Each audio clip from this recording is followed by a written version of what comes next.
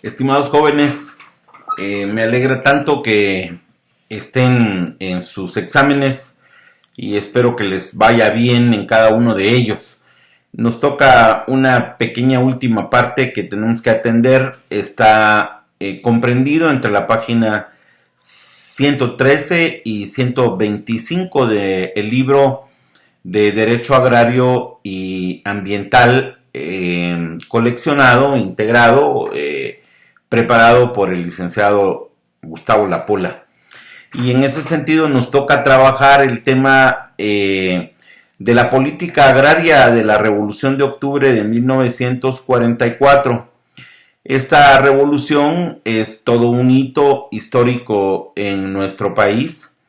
Esta revolución marcó el inicio de dos gobiernos constitucionalmente electos, que fue el gobierno de Arévalo y el gobierno de Arbenz.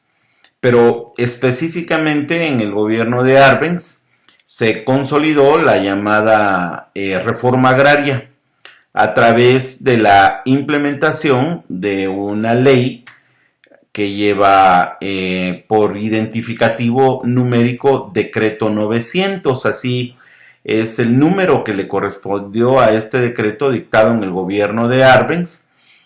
Y lo vamos a estudiar brevemente, que es el último punto que nos quedó pendiente para nuestro examen del primer parcial.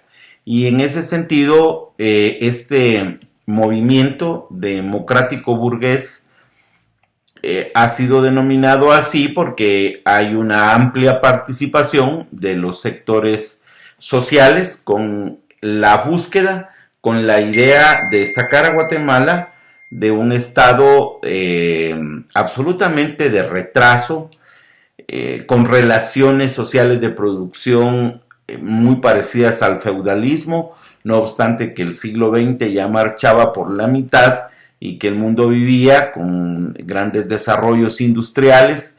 Ya había pasado la Primera Guerra Mundial, la Segunda Guerra Mundial también estaba a punto de concluir y bueno, las grandes potencias se disputaban la posibilidad de tener un mundo a su merced, y en ese sentido el imperialismo norteamericano, el imperialismo alemán, se disputaban por supuesto las hegemonías para el control de los mercados. Por supuesto los aliados tenían una alianza entre países imperiales, pero también con la presencia de la Unión Soviética como parte de esta alianza mundial para combatir al nazifascismo que se estaba dando. En ese sentido, el movimiento revolucionario democrático burgués de 1944, la revolución del 20 de octubre de 1944, logra derrotar a la tiranía de Ubico, que ya se había empleado por 14 años en el poder. Y les decía yo que esta revolución enfrenta una compleja situación en Guatemala con un carácter muy feudal de las relaciones sociales de producción, y aquí en ese sentido muchos de los habitantes de las grandes haciendas, de las grandes fincas, trabajaban pedazos de tierra y pagaban con la mitad de lo que producían al estilo feudal. Sin embargo, procesos capitalistas de desarrollo industrial eran la preocupación de los grupos que entraron en alianza, mayores libertades. Los propios dirigentes universitarios sancarlistas entran en una alianza con las juventudes militares progresistas que estaban encabezadas por Jacobo Arbenz Guzmán, y la revolución pues triunfa sobre esta tiranía. Podemos observar que una pequeña burguesía que está constituida por maestros, profesionales, estudiantes, artesanos y otras capas sociales pugnaban desde hace tiempo por obtener la liberación de esta atadura dictatorial ubiquista que ya se había entronado por 14 años en el poder. Los anhelos populares por deshacerse de un régimen tirano pues trae como consecuencia el rompimiento con esas ataduras feudales y semifeudales que se daban en el sistema productivo. Podemos observar también que dentro de la política de esta burguesía emergente también estaba lograr que el país entrara en esos procesos de industrialización para la transformación de los productos agropecuarios, y eso no se podía lograr si la tierra estaba concentrada en muy pocas manos. En ese entonces la United Fruit Company, que era la empresa norteamericana frutícola, pero también la empresa propietaria del ferrocarril y la IRCA, y también teníamos en ese momento grupos de empresarios productores de energía eléctrica que eran privados y que le vendían la producción eléctrica al gobierno. Entonces, en la mente de estos grupos progresistas estaba la posibilidad de competir en contra del ferrocarril a través de carreteras donde hubieran automotores que se transportaran cargando la carga producida por pequeñas unidades o medianas unidades de producción. También estaba la búsqueda de la construcción de grandes hidroeléctricas nacionales, porque este era un recurso estratégico. Y finalmente, pues también la expropiación del latifundio, porque la United Fruit Company prácticamente se estaba adueñando de toda la república de nuestro país, ¿verdad? Ya no era un estado independiente, sino en manos de la United Fruit Company. Externamente, a esta revolución ya les he manifestado que vivíamos en un momento en el que mundialmente se estaba dando esta guerra mundial en la que el imperialismo alemán y el imperialismo norteamericano estaban disputándose los mercados, y por supuesto Rusia, la Unión Soviética, entra a esa batalla, y como ustedes lo han podido recoger en los anales de la historia, vemos a un ejército triunfante sobre Hitler, y pues el ejército norteamericano ya solo llega cuando los rusos han vencido a estas fuerzas nazifascistas. En la legislación revolucionaria es muy importante que ustedes sepan que llegada la revolución pudimos instalar una Asamblea Nacional Constituyente, y esta constitución vio la luz en 1945. Son muy importantes entender que hay principios que están en esta constitución que facilitaron la posibilidad de tener amplias bases jurídicas para lograr la democratización de la producción agropecuaria, de la producción energética, de la transportación de los productos a los puertos, y pues esto fue todo una explosión de gloria para nuestro país. Las funciones y fines del Estado en esta Constitución de 1945 son muy importantes que se puedan estudiar, y en ese sentido, en la conciencia de las nuevas generaciones que hicieron la revolución, estaba el deseo porque Guatemala fuera un país libre, soberano e independiente. La organización republicana debería tener como fin el aseguramiento de la libertad, del bienestar económico, de la cultura y la justicia social. Es bueno que tomen nota de estos 4 grandes principios que recogió la Constitución Política de la República de Guatemala de 1945. Se los repito, muchachos. Fíjense, el aseguramiento de la libertad, del bienestar económico, de la cultura y la justicia social.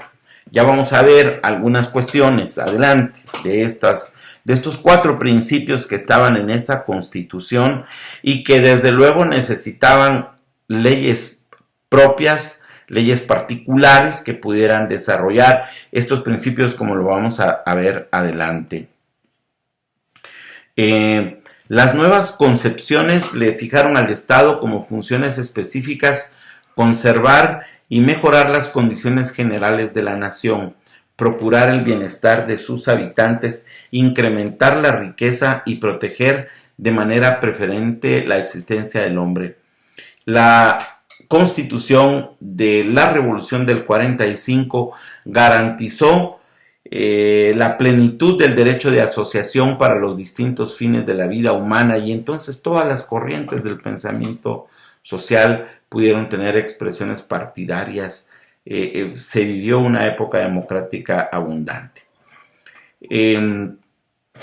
Es necesario también indicarles a ustedes, jóvenes, que los constituyentes crearon esta constitución y le otorgaron protección al capital, pero también al trabajo. Al capital burgués, que iba a transformar aquella sociedad, sacarla del feudalismo y semifeudalismo que vivía y ponerla en la dinámica del mercado con todo el mundo, de la alta producción de bienes y de servicios. En realidad eran aspiraciones de modernización. Pero estos factores, el capital y el trabajo, fueron ponderados fuertemente. También en lo concerniente a los trabajadores agrícolas, que es lo que nos interesa fundamentalmente en esa Constitución del 45, se consiguió el principio de que el Estado tomaría en cuenta las condiciones y necesidades de los campesinos. Esta es una cosa nueva, porque mientras, lo recordarán, en nuestra última clase vimos el tema de aquellas leyes del liberalismo que castigaban la vagancia, que obligaban al trabajo forzoso a las personas, y si se escapaban les aplicaban la ley fuga, asesinándolos si huían, etc. Bueno, pues aquello era muy rezagado, y las nuevas tendencias con la revolución del 44 fue darle condiciones a los campesinos para que obtuvieran salario. Por supuesto, ese salario servía para comprar mercancías, y entonces el proceso de compra y venta, de desarrollo mercantil, de altos procesos productivos, pues era una esperanza mejorar las condiciones del país, pero protegiendo el salario de los campesinos y de los trabajadores. Para el tema propiamente de la protección de los trabajadores, es interesante ver cómo la Constitución fija como principios fundamentales algunos de los que les voy a manifestar ahora. La regulación de los contratos individuales y colectivos, porque es que antes no era obligatorio un contrato escrito, ahora sí. La fijación periódica del salario mínimo, teniendo conciencia que los precios a veces de la canasta básica suben, y entonces el salario pierde poder adquisitivo. Entonces se iba revisando ese salario. También se le dio el carácter de inembargable, porque los embargos que podían proceder de los créditos bancarios podrían dejar sin comer a las personas. También se estableció el séptimo día como un beneficio para el descanso de los trabajadores, la obligación de pagar el salario en moneda nacional, porque se estableció la fortaleza de nuestra moneda, el quetzal. La jornada máxima de trabajo diurno era de 8 horas y de 6 horas la jornada máxima de trabajo nocturno. La obligatoriedad del pago de las vacaciones después de un año de servicio. Miren qué grandes conquistas, jóvenes, eran cosas muy importantes. La consignación del principio de salario igual para trabajo igual, para que todos se protegieran por las prestaciones que prestaban. La preferencia de contratación para trabajadores guatemaltecos, esto también es de primer orden. Nosotros debíamos ser primero. El derecho a la libre sindicalización se reconoce ahí para que los trabajadores pudieran asociarse y defender los derechos que les correspondían, el derecho a la huelga y también del paro de los patronos. O sea, ambas cosas, tanto el derecho a la huelga de los trabajadores como el derecho al paro que los patrones podían tener. Se establece también la protección a la mujer. Esto es importantísimo, porque ya he hablado con ustedes de bastantes ejemplos cómo la mujer ha traído un sufrimiento por la discriminación jurídica que venía sufriendo. También la protección al trabajo de los menores, porque se ponía a trabajar a los niños desde que tenían 5 años y entonces no se garantizaba que los niños hijos de los campesinos fueran a recibir sus clases a la escuela. Con esta constitución se logró eso. Se prohibió, por ejemplo, que los niños menores de 14 años pudieran ser empleados en las fincas y en otras empresas. Se garantizó la obligación de indemnizar a los trabajadores cuando fueran injustificadamente despedidos. Las condiciones de seguridad e higiene eran obligatorias, protegidas por el Seguro Social. En términos de la cultura es muy importante. En lo concerniente a este tema, fíjense, se declaró que en las fincas era obligatorio que los patronos tuvieran escuelas para los hijos de los campesinos. No se podía tener campesinos trabajando si no se les daba educación a sus hijos, lo cual estaba muy bien porque de lo contrario la familia entera se iba al campo y ya no había educación. Se declaró de utilidad o interés nacional el mejoramiento social y cultural de los indígenas. Esta parte es importantísima porque no se quiere aceptar, pero los indígenas son la mayoría de este país. Y en tanto la conciencia la tengamos así de clara, pues bueno, entonces los indígenas tienen que ser tratados no de una manera subyugada, sino que en igualdad de condiciones. En igualdad de condiciones todos. No pueden haber prerrogativas de unos frente a otros.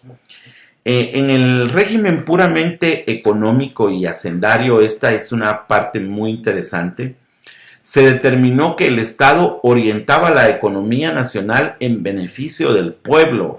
Fíjense, o sea, la economía nacional no es en beneficio de las empresas, ni de los industriales que estaban transformando las realidades económicas de nuestro país, sino en favor del pueblo trabajador.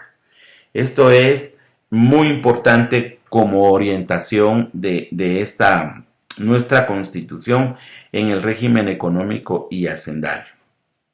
Era función principal del Estado el fomento de las actividades agropecuarias, porque no es ningún secreto, bueno, basta levantar la cabeza y ver alrededor. Guatemala es precisamente un país agrícola y a eso había que ponerle atención. Los recursos, los impuestos, toda la fortaleza del Estado debía utilizarse para fortalecer estas actividades agropecuarias, procurando que el trabajo beneficiara a quienes desarrollaban esa actividad, los campesinos, y que la riqueza alcanzara para el mayor número de habitantes. Vean, el artículo 90 de esa Constitución recogió el principio que ya para esa época en muchos países del mundo, que por eso es tan lamentable que Estados Unidos haya derrocado al gobierno de Jacobo Arbenz Guzmán, inventando la falacia de que era un gobierno comunista y que a la gente le iban a quitar sus casas. Los únicos que quitaron las casas fueron los banqueros, que ahora hacen préstamos, no paga la gente, le quitan su casa. Tales realidades de comunismo y esas mentiras fueron falsas, de tal suerte que no debemos caer los guatemaltecos en seguir reproduciéndolas. Ya Bill Clinton vino a Guatemala a pedir perdón por ese derrocamiento a un gobierno constitucional muy bueno que todavía nosotros anhelamos. Se reconoció la propiedad privada, fíjense, se reconoció el derecho a la propiedad privada, pero se declaró que esta tiene que ser en función social. Esto quiere decir, yo soy dueño de mi tierra, pero tengo que tener una tierra que sea en función social, un proceso productivo de mi tierra que me permita apoyar a la economía del pueblo. También es importante decir que como consecuencia de este principio se prohibieron terminantemente los latifundios y se consideró que un latifundio lo era a partir de tener concentrada tierra de más de 6 caballerías. Bueno, ustedes saben, muchachos, que ahora hay narcotraficantes y funcionarios que se han robado el dinero del pueblo, que llegan a tener fincas de hasta 100 caballerías. ¡Qué locura! ¿Qué va a hacer una persona con 100 caballerías de tierra? Y hay gente que se está muriendo del hambre. Es absolutamente una ridiculez.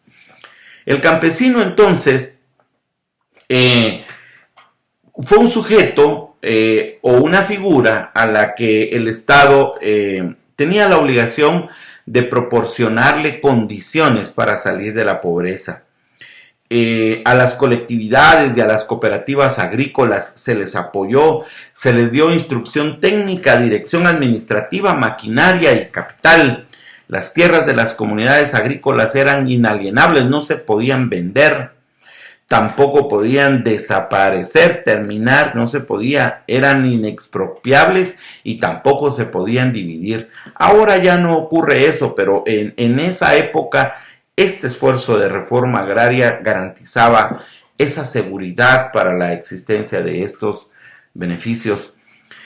¿Y dónde estaba regulada la ley que pudiera desarrollar estos principios que tenía la Constitución de 1945? Se necesitaba la ley y entonces se crea el decreto 900, como la ley ordinaria que tendría cada una de las condiciones, requisitos y fórmulas para que el proceso de transformación agraria se llevara a cabo. El 17 de junio de 1952 entra en vigencia esta ley, 17 de junio de 1952. Diversos sectores de opinión del medio social guatemalteco ya conocían los resultados del censo de población y agropecuario levantado por la Dirección General de Estadística en 1950. Este fue un gran paso, queridos amigos. Ese censo fue el recurso científico necesario para poder descubrir cómo estaba Guatemala. No sabíamos exactamente qué tristeza podría embargar a nuestro país, de dónde surgía, cuál era la razón de que hubiera tanta gente empobrecida. Y entonces fuimos al censo. El censo presentó datos sociales increíbles. Algunos medios políticos y culturales, pues bueno, tuvieron como decir que Guatemala necesitaba ese cambio, que necesitaba esta ley, porque las regiones más pobladas y más empobrecidas del territorio nacional eran precisamente aquellas donde estaban las grandes fincas de la United Fruit Company, de la IRCA, del ferrocarril, de las empresas productoras de energía. En realidad era terrible. Bien, el censo de 1950 puso de manifiesto que en Guatemala prevalecían relaciones feudales y semifeudales de producción agrícola y de formas de trabajo servil, es decir, no había pago de salario, eran obligados a trabajar esclavos, ¿verdad? Y era increíble que en ese año, ya a la mitad del siglo XX, pues todavía eran trabajadores esclavos, era una vergüenza mundial. De manera que los dos productos más importantes en el comercio exterior eran el café y el banano. Pues en el mundo se hablaba de repúblicas bananeras en las que estábamos introducidos o calificados los guatemaltecos como repúblicas bananeras de mucha pobreza. Mientras todos los países en el concierto de las naciones desarrolladas pues ya habían muchas máquinas increíbles, aviones supersónicos, máquinas productoras de bienes a mucha velocidad, etcétera, pues en nuestro país no había más que pobreza. El 97.9%, fíjense, el 97.9%, casi el 98% de las fincas estaban formadas por aquellas de una extensión superficial mayor a una caballería. Y controladas esa cantidad de tierra, el 98% eh, era el 27.8% de la tierra que tenía este caudal de tierra. El resto, o sea, el 2.2 de las fincas poseía el 72% de la tierra. Voy a corregir lo que expresé porque creo que no lo dije bien. El 97.9% de las fincas estaba conformada por extensión superficial menor de una caballería. O sea, la mayoría de fincas eran más pequeñas de una caballería. Y todas estas juntas no eran más allá que el 27% de toda la tierra nacional. O sea, no solo eran, la gran mayoría eran el 98% de las fincas, pero la tierra que ocupaban de nuestro país era del 27%.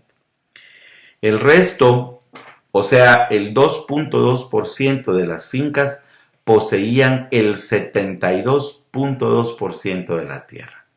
Era increíble la cantidad de latifundio que había en nuestro país. Y bueno, estas fincas estaban constituidas de más de 50 caballerías, o sea, eran fincas enormes, grandísimas. Algunas fincas eran el total de un municipio, era increíble.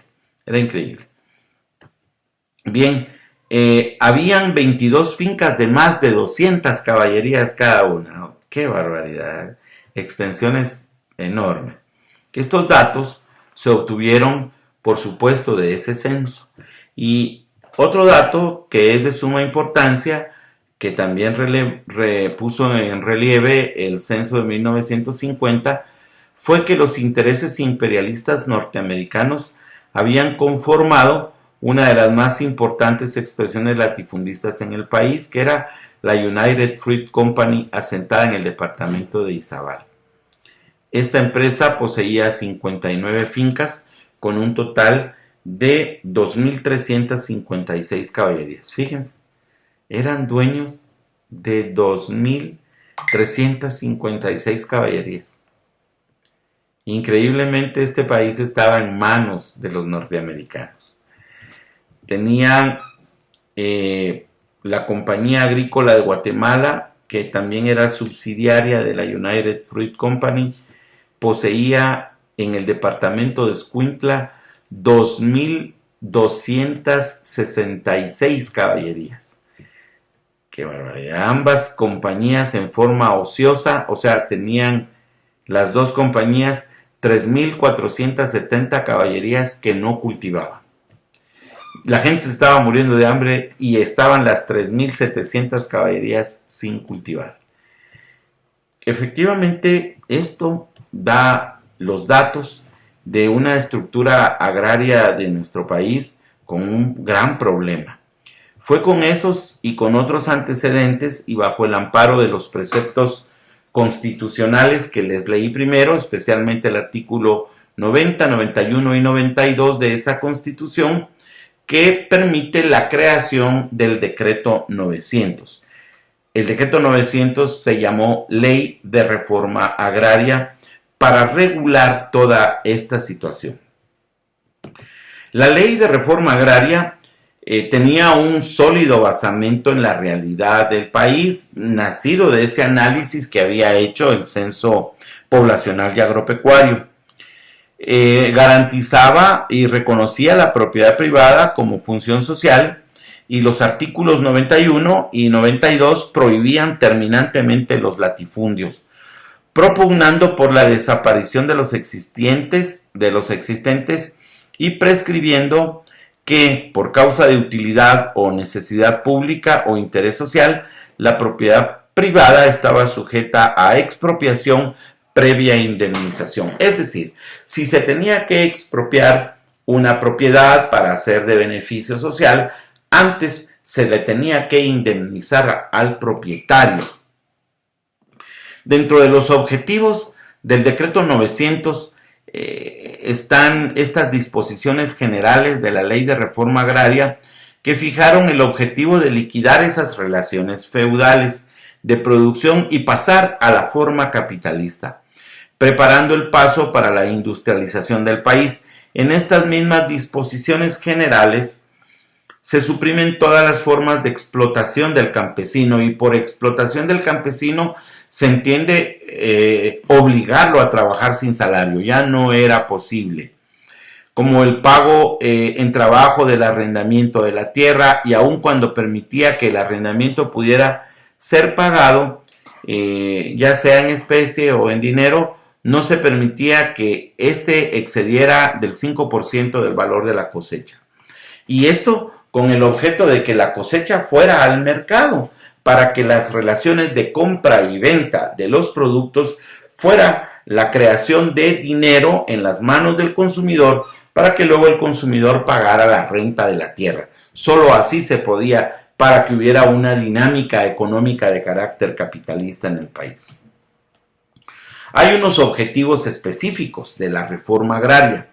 El primer objetivo específico es el desarrollo de la economía capitalista campesina. Eso definitivamente fue un objetivo.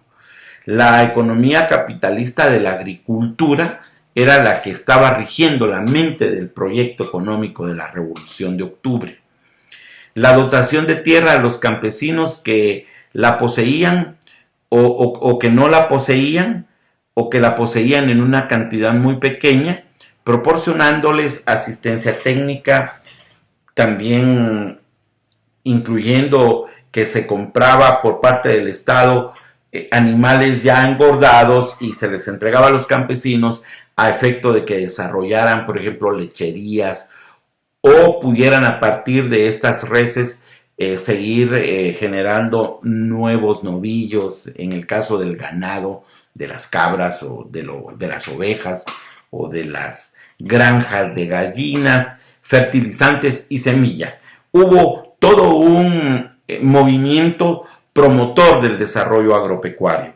La inversión de nuevos capitales en la agricultura por medio del arrendamiento capitalista de la tierra nacionalizada, porque la tierra que se nacionalizó porque eran latifundios ociosos, pues también se entregaron en venta, porque no fueron regaladas. Las tierras se entregaron vendidas a los campesinos, que las tenían que pagar para que luego ese dinero se utilizara en caminos, puentes, desarrollo de las carreteras que transportaban a los productos, la creación de la presa de Jurum-Marinalá para poder producir energía, etcétera. Todo un movimiento innovador de las formas de cultivo y de incrementar el crédito tanto para los campesinos como para los agricultores capitalistas. Todo esto que les estoy leyendo está en la página 119 de nuestro libro de texto, que ustedes puedan ir a ver. Ahora, ¿cuáles eran los bienes? ¿Cuáles eran las tierras que podían ser afectadas? Tres clases de propiedad fundamentalmente fueron sujeto de las medidas de afectabilidad de la reforma agraria. Estos tres tipos de propiedades fueron las fincas y tierras nacionales. Las propias tierras del Estado fueron expropiadas y fueron entregadas y vendidas a los campesinos. Latifundios feudales y las tierras municipales. Por supuesto, los latifundios feudales fundamentalmente porque no se podía ser propietario de tierra que no estuviera en proceso productivo. Los trabajadores de las fincas de las tierras nacionales que estuvieran interesados en obtener esas tierras tenían la opción de recibirlas en parcelas individuales, ya fuera en usufructo vitalicio. Esta era una forma, o sea, no eran dueños, sino les permitían que las usaran, o bajo la forma de cooperativas agrícolas de producción.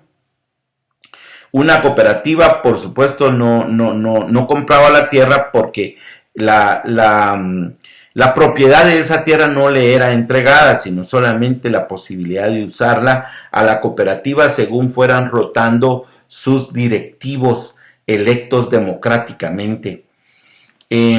La elección de una u otra forma se sometía a la voluntad de la mayoría democrática de los campesinos que trabajaban en esas fincas. Hablamos de las fincas nacionales, de esas estoy hablando. La entrega de parcelas individuales en usufructo vitalicio solo podía hacerse en tierras que se estuvieran cultivando por parte de los campesinos que las pidieran. Desde un mínimo de una manzana hasta un máximo de 5. Como ustedes ven, una parcela es un pequeño predio de tierra. No son extensiones de caballerías, sino de 1 o hasta 5 manzanas. Estas son las parcelas. En tierras que no estuvieran cultivadas se podía pedir desde un mínimo de 2 manzanas hasta un máximo de 15. El ganado, equipos, instrumentos, fertilizantes, semillas, aperos y maquinaria agrícola existentes en fincas nacionales se pusieron al servicio de los trabajadores que fueron beneficiados porque no habían tractores para arar la tierra, etc. Todo lo que era nacional se utilizó para eso.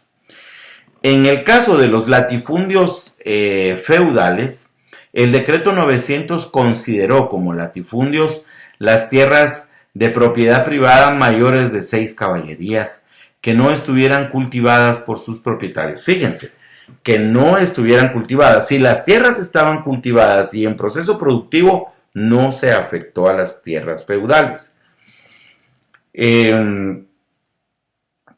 Digamos que especialmente se afectó a aquellas que se daban en arrendamiento, se tenían pero se daban en arrendamiento, no se cultivaban. El latifundio así concebido debía ser expropiado a favor de la nación o a favor de los campesinos o trabajadores directamente beneficiados. En el primero de los casos, una vez nacionalizada la tierra, se otorgaba a los campesinos el usufructo vitalicio. En el segundo, cuando se expropiaba a favor de los campesinos, las tierras eran otorgadas en propiedad privada y así lo decidía, si así lo decidía la mayoría democrática de ellos, porque tenían que pagar. Los que recibían la tierra en usufructo pagaban el 3% del valor anual de la cosecha y los que la recibían en propiedad el 5%. La extensión mínima adjudicable en cada caso fue de 2 manzanas. En el caso de las tierras municipales, la cuestión era un tanto particular. Digamos que siendo el presidente el órgano máximo de la reforma agraria, estaba facultado para entregar tierras que fueran municipales a los núcleos o colectividades indígenas mayores de 50 familias campesinas que solicitaran el usufructo perpetuo de las mismas.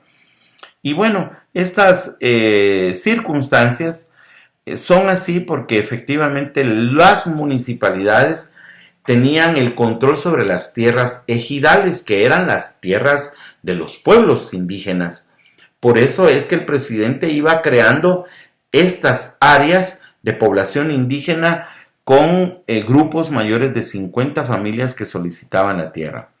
Cuando existían tierras en conflicto entre municipalidades y comunidades agrarias, se adjudicaban con preferencia a las comunidades agrarias porque la municipalidad recibía las tierras y no las iba a hacer producir, en tanto que las comunidades agrarias sí.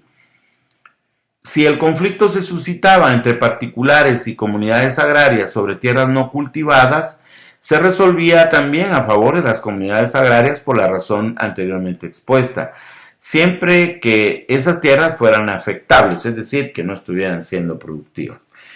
En el caso de los arrendamientos, el decreto 900, con el objeto de promover la inversión de nuevos capitales en la agricultura, previó el arrendamiento capitalista de la tierra nacionalizada, es decir, quien era el arrendante ahora era el Estado, estableciendo que cualquier persona, fuera o no agricultor, pero que tuviera capital disponible, que estuviera dispuesto a invertir, tenía derecho a solicitar esas tierras, siempre que garantizara un porcentaje en la investigación de la inversión en una suma no menor al 15% ni mayor del 25%. Los campesinos, mozos, colonos y trabajadores agrícolas también tenían ese derecho de pedir tierras en arrendamiento. Voy a hablar ahora un poco acerca de la expropiación y la indemnización que tenía que darse en las tierras que eran expropiadas. Como quedó establecido, la expropiación podía hacerse ya fuera en favor de la nación o directamente en favor de los campesinos y los trabajadores. Esas dos formas existían para la expropiación. La expropiación se consumaba siempre y cuando hubiera sido ya indemnizado el propietario, y esto de conformidad con el valor registral para el pago de los impuestos de los derechos prediales. Indudablemente esto trajo o acarreó consigo algunos conflictos. Vamos a verlos adelante. Decía yo que se fijó el valor con base en la declaración fiscal y era pagadera con bonos de la reforma agraria, bonos bancarios, digamos. Si yo vendía mi tierra por 100,000 quetzales, el gobierno le daba un bono bancario de 100,000 quetzales al dueño y él iba al banco a cobrar el 3% anual. Era un negocio redondo, muy seguro. El plazo máximo para cancelar el valor de la tierra por medio de bonos fue de 25 años. El Estado le iba pagando al dueño hasta por 25 años para terminarle de pagar. Pero las diferentes series de bonos podían tener plazos distintos, o sea, podían haber plazos pequeños de 5 años o de 10. Para los pagos quedaron afectados como garantía en primer término los valores, productos y rentas del Fondo de la Deuda Agraria y complementariamente las rentas generales de la nación, porque el Estado es un buen garante. El Estado cobra impuestos y tiene ahí garantías para poderle pagar a quien le compraba la tierra por indemnización, o sea, no había pierde. No puede dejar de decirse en este tema el hecho de que la ley, al fijar como base de indemnización el valor declarado en la matrícula fiscal por los propios terratenientes, pues estaba actuando en un plan por demás justo y lógico, porque si yo valoro mi tierra en 10 quetzales, pues 10 quetzales hay que pagarla. Ahora, si yo valoro la tierra con su valor comercial y le pago los impuestos al Estado, entonces estoy siendo justo, pero de lo contrario, lo que estoy siendo es un evasor de impuestos. No tengo derecho a estar alegando ni requiriendo mayores pagos. En cuanto a los órganos de la reforma agraria, es muy importante que ustedes tomen nota. Estos órganos de la reforma agraria están en la página 122 del libro y tenemos en el primer órgano creado en la ley de reforma agraria para la administración de todos estos procesos, se llamaba Comité Agrario Local. Verbigracia un COCODE, verbigracia un comité de vecinos, de pobladores, de ciudadanos de una comunidad determinada. Este estaba integrado por 5 miembros, nombrado uno por el gobernador del departamento, otro por la municipalidad respectiva, otro por la organización campesina o el sindicato de la finca o empresa agrícola. Así estaban integrados este primer órgano llamado Comité Agrario Local. Pónganle mucha atención porque puede ser pregunta.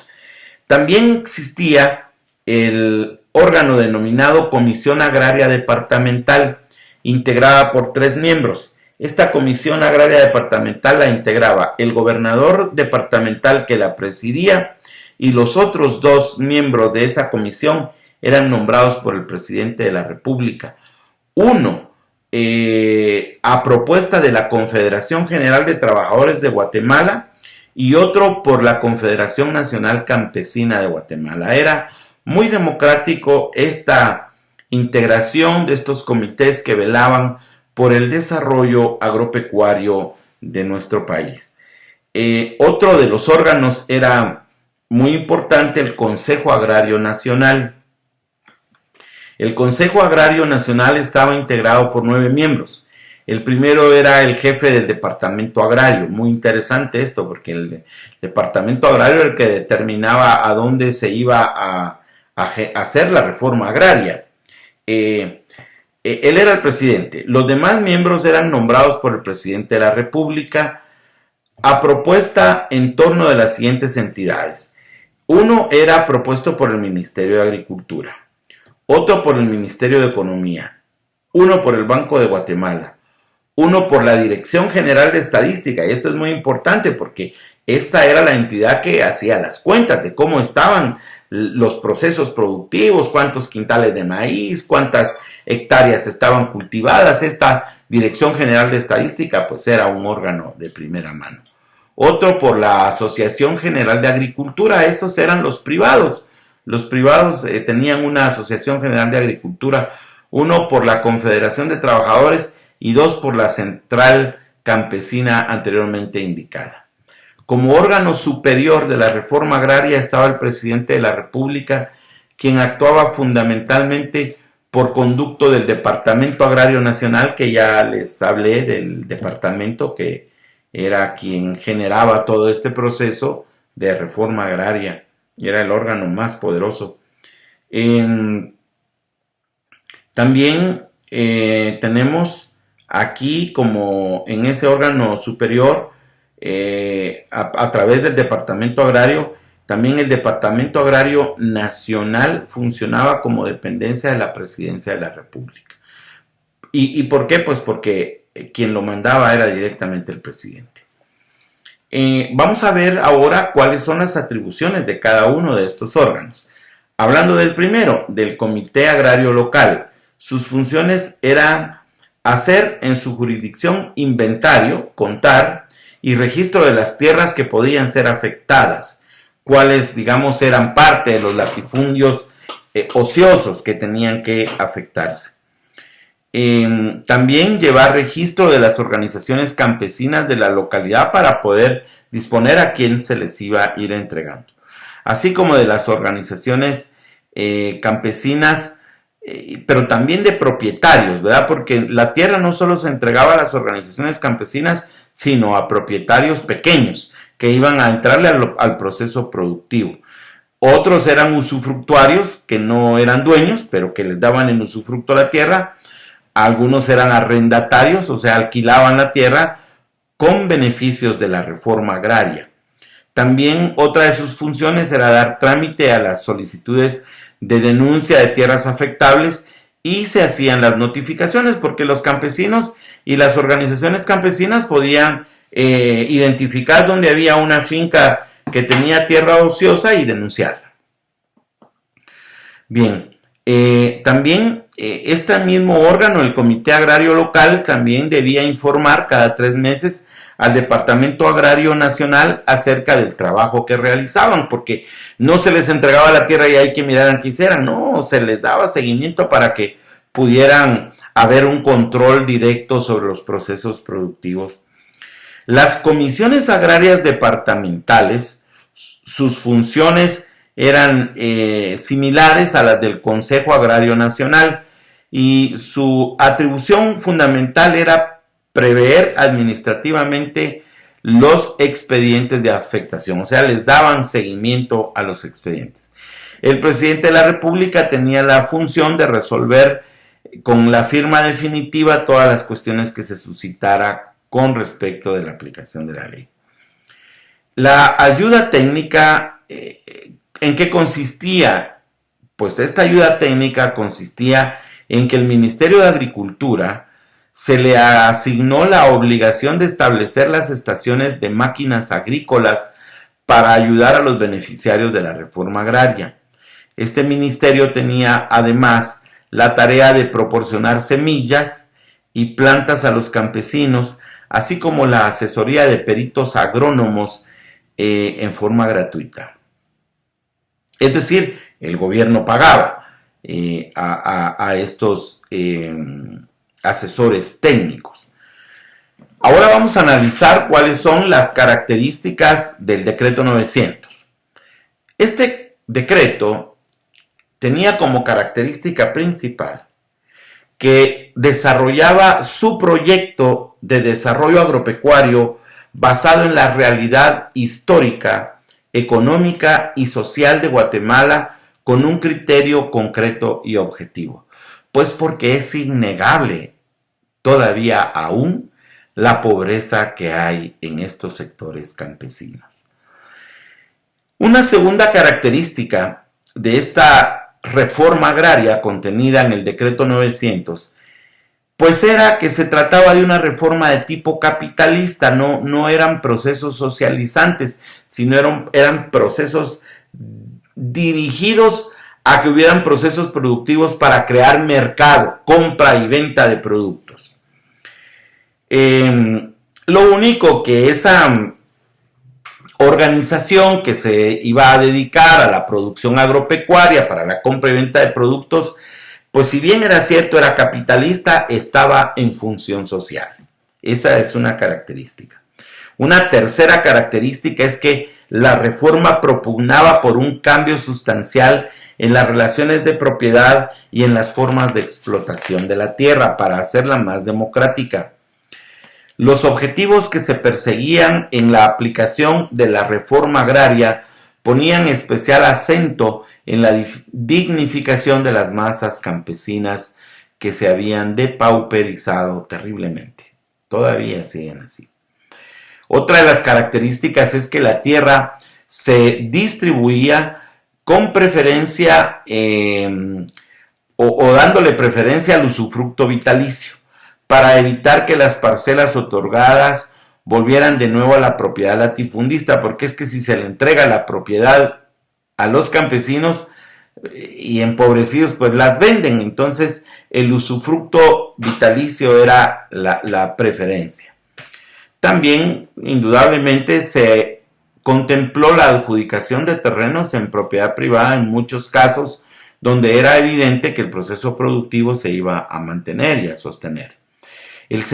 Otra característica es que el sentido capitalista de la reforma quedó determinado con la preservación que se hizo al no declarar afectable la pequeña propiedad que se tenía como tal hasta un máximo de 2 caballerías. Tal vez para que haya claridad en esto, una caballería tiene 64 manzanas, no es pequeño.